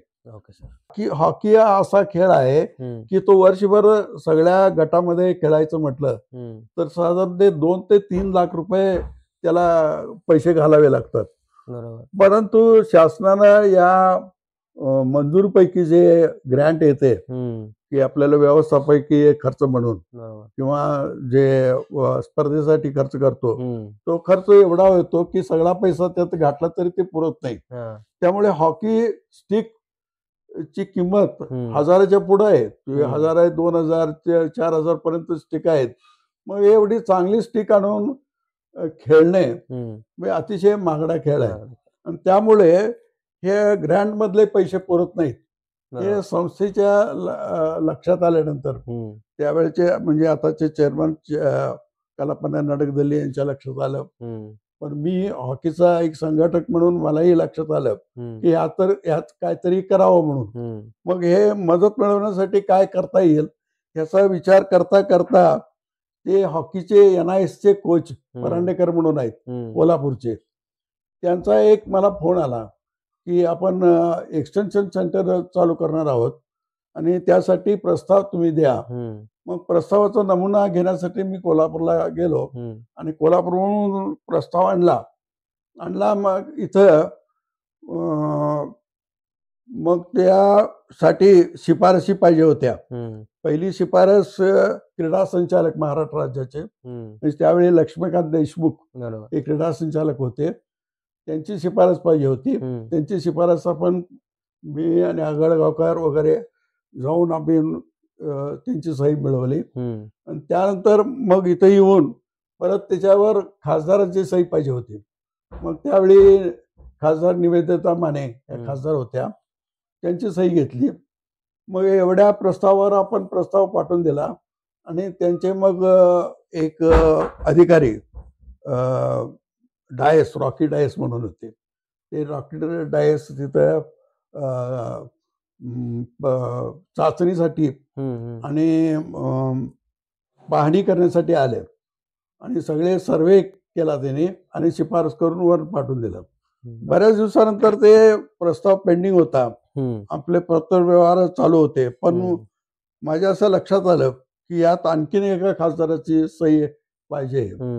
मग त्यावेळेचे क्रीडा संचालक म्हणून श्रीनिवास पाटील होते अधिकारी असताना, ते नंतर खासदार झाले साताऱ्याचे. मग ते संचालक क्रीडा संचालक होते, त्यांच्या सहीला फार महत्व होतं. म्हणून आम्ही त्या श्रीनिवास पाटील यांच्याकडं फक्त मी जाऊन भेटायला गेलो साताऱ्याला, ते नव्हते. मी वापस आल्यानंतर इथनं मी परत आल्यानंतर त्यांचा फोन आला, तुमचा प्रस्ताव काय आहे आणि कशासाठी नडले. मग अशा पद्धतीचा प्रस्ताव आहे, नडलाय असं सांगितलं. मग त्या फोनवरनं त्यांनी तिथं सही केली आणि सही करून शिफारस पाठवून दिली तिकडं, आणि इकडं आम्हाला पत्र लिहिलं. आणि ते झाल्याबरोबर एका महिन्यात तो प्रस्ताव मंजूर झाला आणि मग रक्कम पण मंजूर झाली आणि रीतसर त्याचं उद्घाटन झालं. आणि अशा पद्धतीनं त्या खर्चावर मात करण्यासाठी ही आयडिया सुचली. आणि त्याच्यामध्ये मग चेअरमन, सगळे संचालक, मुख्याध्यापक या सगळ्यांनी आम्हाला प्रोत्साहित केल्यामुळे आम्ही ते काम करू शकतो. माझ्या माहितीप्रमाणे सर, मी कधी शाळेला होतो त्यावेळेस डी एस चव्हाण सरांनी ते घेतला होता शिक्षणाचा, हॉकी शिक्षणाचा. त्याच्याबद्दल काय, ते आता कंटिन्यू चौगले सर आहे, आता मांगले सर आहे, ते कसं चालू आहे सर, त्यांच्याबद्दल तुम्ही काय सांगू शकाल? आता योग्य पद्धतीनं ते प्रशिक्षण चालू आहे. आपल्याकडं मुलं देखील हॉकीला प्राधान्य देणारी मुलं पण आहेत, ते प्रवेश घेत आहेत. आणि श्री मनोहर मांगले, श्री रमेश चौगले आणि त्याच्याबरोबर अनिकेत मोरे, हॉकीचे कोच NIS चे, ते केंद्र सरकारमार्फत आपल्याला मिळालेले आहेत. त्यांच्या मार्गदर्शनाखाली योग्य पद्धतीनं प्रशिक्षण चालू आहे. आणि आमचं उद्दिष्ट असं आहे की आमच्या शाळेतून तयार झालेला हा विद्यार्थी, हॉकीतला विद्यार्थी, हा भारतीय संघामध्ये निवडला जावा, यासाठी आमचे प्रयत्न आहेत. आणि त्या दृष्टीने 2 प्रयत्न आम्ही केले. एका प्रयत्नामध्ये साधारण 1981 साली बेंगळुरू या ठिकाणी झालेल्या स्पर्धेमध्ये मकरंद कुलकर्णी यांनी त्या ऑल इंडिया स्पर्धेमध्ये भाग घेतला, परंतु ते भारतीय संघामध्ये प्रवेश मिळू शकले नाहीत. 2011 साली आमच्या शाळेची विद्यार्थिनी स्नेहल लगळी, ती इंडिया कॅम्पसाठी तिची निवड झाली होती. मग त्या स्पर्धा पण झाल्या, तिथंही त्याच्यासाठी निवड झाली नाही. त्यानंतर 2010 साली हैदराबाद इथं ऑल इंडिया स्पर्धा झाली इंडिया टीमच्या सिलेक्शनसाठी. सचिन पवार हे आमच्याकडून विद्यार्थी आमच्या शाळेचा प्रतिनिधी म्हणून हैदराबाद या ठिकाणी गेला होता. त्याद्वारे देखील त्या इंडिया टीममध्ये प्रवेश मिळेल असं वाटत होतं, पण ते पण घडलेलं नाही. नमस्कार, माझं नाव सचिन नारायण पवार. मी सध्या क्रिएटिव्ह हायस्कूल गडिंग्लज या ठिकाणी फिजिकल डायरेक्टर म्हणून काम पाहतोय, प्लस हॉकी कोच म्हणून. हे सांगण्याचा हेतूगरज माझा जो म्हणजे पार्श्वभूमी आहे, मी 5वी ते 10वी पर्यंत इंग्लिश स्कूल या ठिकाणी नूल या ठिकाणी शिक्षण झालं माझं. 5वीपासून मी हॉकीला स्टार्ट केलं.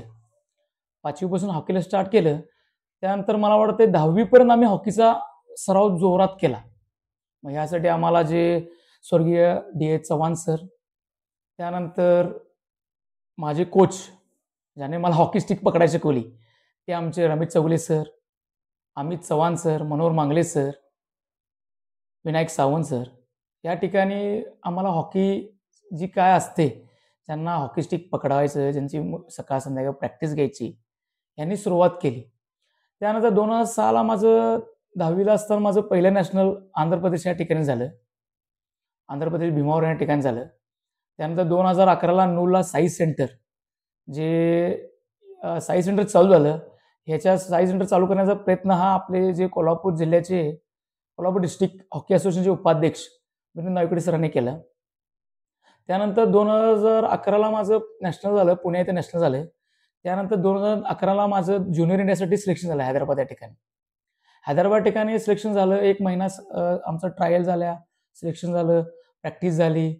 त्यानंतर मी परत घरी आलो. त्यानंतर माझं शिक्षण चालू झालं शिवराज कॉलेज या ठिकाणी.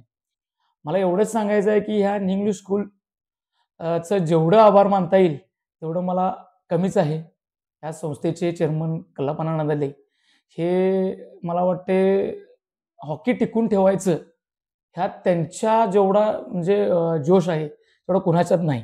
नायकोडी सर असतील, स्कूलचे चेअरमन कल्लापना नंदले असतील. म्हणून मी प्रत्येक वाक्यात म्हणतोय की माझी शाळा माझा अभिमान. धन्यवाद. बरोबर. पण आणखीन एक अश्विनी चव्हाण ही महाराष्ट्राची कर्णधारपद भूषवलेली विद्यार्थिनी, ती देखील एकदा अमेरिकेच्या आंतरराष्ट्रीय स्पर्धेसाठी तिची निवड झाली होती. दुर्दैवानं ती स्पर्धा रद्द झाली, त्यामुळे स्पर्धेत होऊ शकले नाही. पण अशा पद्धतीनं आपण राष्ट्रीय आणि आंतरराष्ट्रीय स्पर्धेवर देखील आमची मुलं किंवा मुली सहभागी होतील अशा पद्धतीचं प्रशिक्षण आम्ही देत आहोत आणि अशा पद्धतीनं पुढे पण देणार आहोत. नमस्कार, मी डॉक्टर अश्विनी सचिन शिंदे सध्या नूलमध्ये ॲज अ जनरल प्रॅक्टिशनर म्हणून कार्य करत आहे. पण ह्याही मागची माझी ओळख आहे अश्विनी धोंडीराम चव्हाण, हॉकी खेळाडू. मी खूप ऋणी आहे, धन्यवाद आहे माझ्या प्रशालेचे न्यू इंग्लिश स्कूल नूल. इसवी सन 1998 ते 2004 या कालावधीमध्ये मी या माझ्या प्रशालेमध्ये शिकत होते. अभ्यासाबरोबरच मला हॉकी खेळण्याची खूप आवड होती. पण हे प्रोत्साहन देण्यासाठी खरे शिल्पकार आहेत ते म्हणजे या शाळेचे चेअरमन कल्लापना नडगदले सर, हॉकीची सुरुवात करणारे SR जाधव सर, सतत प्रोत्साहन देणारे Vinod Naikwadi sir, PB Taral sir, आणि ज्यांच्यामुळे मी हॉकी खेळले किंवा खेळण्याची आवड निर्माण झाली ते म्हणजे माझे वडील कैलासवासी DS चव्हाण सर, आणि ज्यांना आम्ही विनूदादा म्हणतो असे विनायक सावंत. यांच्यामुळे मला हॉकी खेळण्याची आवड निर्माण झाली आणि इतकी आवड निर्माण झाली की बऱ्याच वेळा आम्ही राज्यस्तरीय खेळलो, बऱ्याच वेळा नॅशनलसाठी सिलेक्शन झाले. जवळजवळ मी 14 ते 15 नॅशनल्स केले त्या कालावधीमध्ये. महाराष्ट्राचे कर्णधारपदही भूषवलं आणि 6 साईड इंटरनॅशनल साठी सिलेक्टही झाले. त्यामुळं मी खूप माझ्या प्रशालेची ऋणी आहे, कारण की ह्यांच्या प्रोत्साहनाशिवाय मी माझी ओळख निर्माण करूच शकले नसते. सध्या बघितलं तर हॉकी हा महागडा खेळ समजला जातो, पण आपल्या भारत देशाचा राष्ट्रीय खेळ हॉकी आहे आणि माझ्या ह्या छोट्याशा नूल गावामध्ये ती हॉकी जपली जाते. अजूनही इतक्या वर्षापासून हॉकी जपली जाते आणि आजही कित्येक खेळाडू नॅशनल साठी सिलेक्ट होत आहेत आणि ते त्याचा वापर त्यांच्या आयुष्यात करून घेत आहेत. त्यासाठी मी स्वतःला खूप प्राऊड फील करते. मनापासून माझ्या प्रशालेचे आणि या माझ्या हॉकी खेळाचे आभारी आहे. धन्यवाद. सरलाताई मनोहर कुलकर्णी या खुले नाट्यगृह आहे सर, त्याचा हुकम कसा झाला? त्या शाळेत कार्यक्रम व्हायचे न्यू इंग्लिश स्कूल नूलमध्ये. मग आता त्यासाठी स्टेज तयार पाहिजे असायचं. मग त्यावेळी लाकडी असे बेंचेस होते टेक्निकलचे, ते वापरून आम्ही स्टेज तयार करत होतो. पण ते प्रत्येक वेळेला उचलणे आणणे हे अवघड होत होतं आणि स्टेजचं क्षेत्रफळ आपल्याला पाहिजे तेवढं मिळत नव्हतं. मग बसणाऱ्यांची संख्या जास्त आणि क्षेत्रफळ कमी, अशा पद्धतीनं अडचण व्हायची जागेची. म्हणून एक मनात आमचा विचार आला होता की अनेक ठिकाणी आम्ही बघून आलो होतो, एक आपलं हे व्हावं, खुले नाट्यगृह व्हावं, स्टेज व्हावं, अशा पद्धतीचा आमच्या मनात विचार होता. आमच्या संचालक मंडळांच्या आणि शिक्षकांच्या मनात आणि गावकऱ्यांच्या मनात. मग ते बरोबर मी उचललं आणि मग ह्याच्यासाठी मनोहर कुलकर्णी म्हणून आमच्या गावातले आमचे PB सरांचे चुलते ते काका आहेत, ते शाळेचे विद्यार्थीच आहेत. मनोहर कुलकर्णी ते इथंच शिकलेले आहेत. ते नंतर स्थायिक झाले पुण्यात. पुण्यातनं त्यांची मुलगी दुबईला उद्योजिका म्हणून काम करते, चंदला कुलकर्णी म्हणून. मग ते उद्योजिका असल्यामुळे ते काय सहाय्य करू शकतात अशा पद्धतीनं आम्हाला वाटलं. मग मी ते प्रभाकर कुलकर्णी, विलास कुलकर्णी, दीपक कुलकर्णी आम्ही जाऊन त्यांना मिरजेत एका लग्न समारंभामध्ये भेटलो. आणि मग त्यांना अतिशय आपली इच्छा आहे की आपल्या आईच्या नावानं हे सभा नाट्यगृह व्हावं आणि आपण देणगी द्यावं. आणि त्यावेळी काहीतरी ₹1,25,00,000 काहीतरी त्याचं एस्टिमेट प्लॅन होतं. त्या पद्धतीने त्यांनी मंजुरी दिली आणि खुले नाट्यगृह साकारलं आणि आज त्यात भरपूर उपयोग व्हायला लागला. त्या ठिकाणी फार कार्यक्रम होतात. बरोबर सर. सर आता ही नूल ही शिक्षण संस्था झाली, ह्याच्यामधून भरपूर अशी माजी विद्यार्थी आहेत, चांगल्या पदावर गेलेले आहेत सर. गव्हर्नमेंट असो, प्रायव्हेट असो, त्यांच्या उद्योगधंदे चालू केलेले आहेत चांगल्या. त्यांच्या परिस्थितीमध्ये त्यांनी भरपूर एक नाव कमावलेले आहे सर.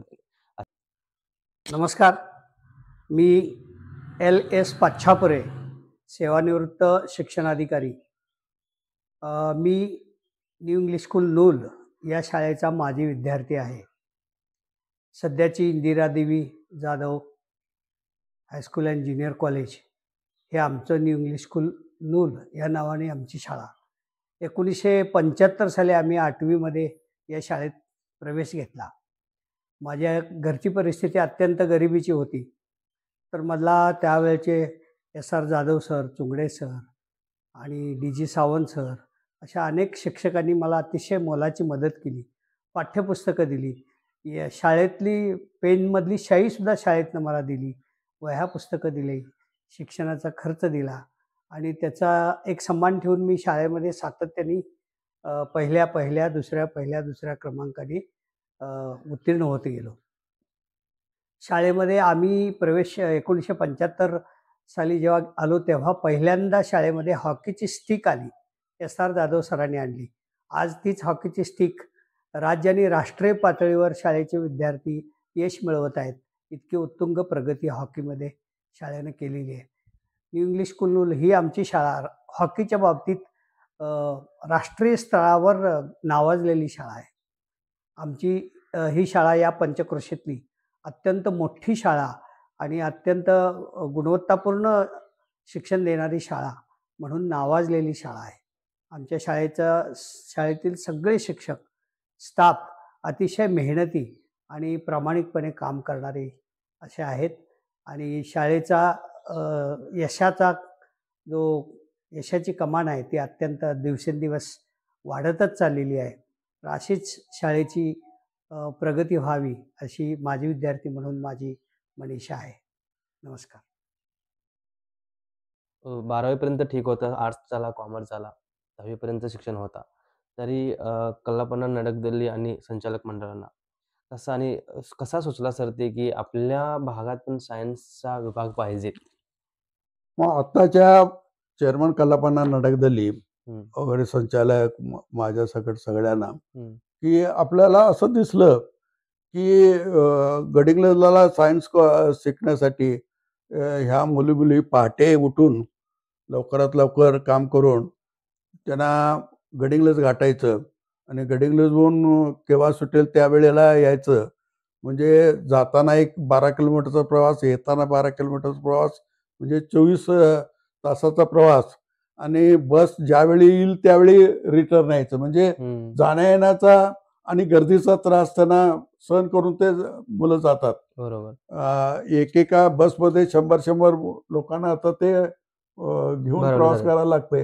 अशा स्थितीचा त्या गर्दीचा त्रास होऊ नये म्हणून आणि त्यांचं येण्या जाण्यामध्ये वेळ जाऊ नये म्हणून त्यांच्या प्रवासाचा खर्च कमी होऊ नये व्हावं म्हणून या उद्देशानं आणि गरीब मुलांना शिक्षण घेता यावं म्हणून, गरीब मुलांची प्रगती व्हावी म्हणून, सायन्सला जाणाऱ्यांची संख्या वाढावी म्हणून गावात सायन्स कॉलेज 11वी 12वी काढावा अशा पद्धतीची संस्थेच्या मनामध्ये इच्छा झाली. आणि ते पूर्ण करण्यासाठी एकदा दोनदा ते पुढाऱ्याचे प्रमुख संपादक आहेत प्रतापशिव पाटील, प्रतापशिव जाधव यांची विनंती होती आमच्याकडं, आम्ही देणगी देतो आणि काहीतरी तुम्ही करा म्हणून. मग हे 2-3 वर्ष चर्चेत विषय राहिला होता.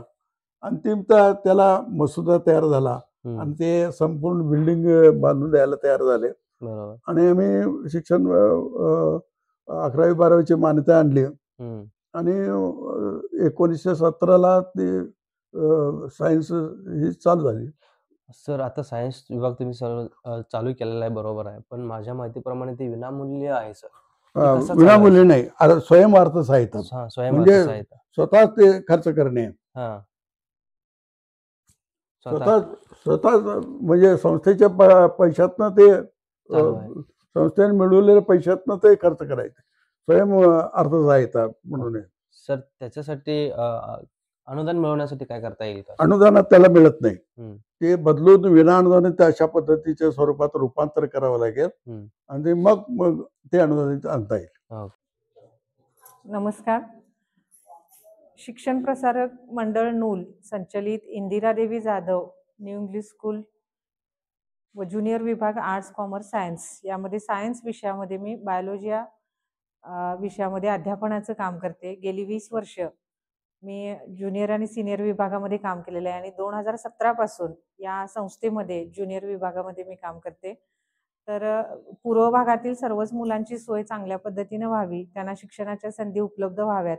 बरीचशी मुलं सायन्स करायची इच्छा असून सुद्धा बऱ्याचदा काय होतं की येण्या जाण्याचा प्रॉब्लेम असेल किंवा इकॉनॉमिकली थोडंसं हे असल्यामुळे सुद्धा या मुलांना सायन्स करून इच्छा असून सुद्धा होत नाही. पण अशा मुलांसाठी या संस्थेनं खूप चांगल्या पद्धतीनं सुसज्ज अशा लॅबोरेटरीज आणि सगळ्याच विषयाचे तज्ज्ञ आणि अनुभवी प्राध्यापक या ठिकाणी उपलब्ध करून दिलेले आहेत. फक्त सिलेबस पुरतच न शिकवता बाकीच्या सगळ्याच कन्सेप्ट त्यांना प्रायोगिक तत्वावरती चांगल्या पद्धतीनं कशा त्या कन्सेप्ट क्लिअर करता येतील या माध्यमातून संस्थेचं फार मोठं योगदान आपल्याला इथं दिसून येईल. तर रेग्युलर प्रॅक्टिकल शिवाय आम्ही इथं मुलांना बॉडी मास इंडेक्स कसा काढायचा, BMR कसा काढायचा, HB टेस्टिंग कसं करायचं, हिमोग्लोबिन टेस्ट कशी करायची, त्याचबरोबर पाण्याची क्वालिटी कशी चेक करायची, ह्याच्यामध्ये फिजिको केमिकल प्रॉपर्टीज वॉटरच्या, त्याच्यानंतर बायोलॉजिकल प्रॉपर्टीजसाठी आपल्याकडं बायनॅक्युलर मायक्रोस्कोप अवेलेबल आहेत. फिजिको केमिकल वॉटर ॲनालिसिससाठी आपल्याला वेगवेगळ्या टेस्ट पाण्यामधल्या जवळजवळ 21 टेस्ट एका किटमध्ये आपण उपलब्ध करून दिलेले आहेत. आणि तर अशा बऱ्याचशा चांगल्या पद्धतीच्या सुविधा इथं संस्थेनं ह्या मुलांसाठी विद्यार्थ्यांसाठी अवेलेबल करून दिलेल्या आहेत. आणि त्याचबरोबर सगळ्यात महत्त्वाचं म्हणजे एक सॅटिस्फॅक्टरी वर्क या ठिकाणी शिक्षक आणि विद्यार्थ्यांच्या माध्यमातून आपल्याला दिसून येईल. नमस्कार, मी Preeti Netaji Manjare, Indira Devi Jadhav arts commerce science junior college नूलची विद्यार्थिनी. तर आम्हालाही पहिला विज्ञान म्हटलं की खूप भीती वाटायची. जसं आम्ही या कॉलेजमध्ये ॲडमिशन घेतलं आणि आम्हाला हळूहळू विज्ञानाविषयी गोडी वाढत गेली आणि इथले प्राध्यापकही खूप छान आहेत आणि खास करून इथे 2 शिक्षक PhD केलेले आहेत आणि स्टाफ सुद्धा खूप छान आहे. आणि तुम्ही बघाल तर आमच्याकडून प्रत्येक एक्सपेरिमेंट हा स्वतःहून करून घेतला जातो आणि अतिशय उत्कृष्ट अशा लॅबोरेटरीज आहेत.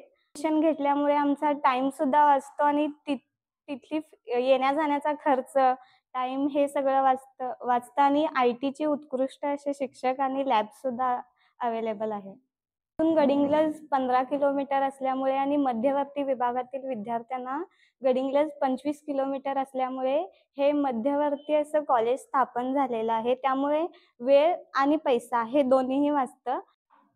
नमस्कार, मी युवराज Gaikwad, Indira Devi Jadhav arts commerce and science junior college Kasba Nool या ठिकाणी 11वी आणि 12वी या विभागामध्ये इन्फॉर्मेशन टेक्नॉलॉजी या विषयासाठी मी इथं नियुक्त आहे.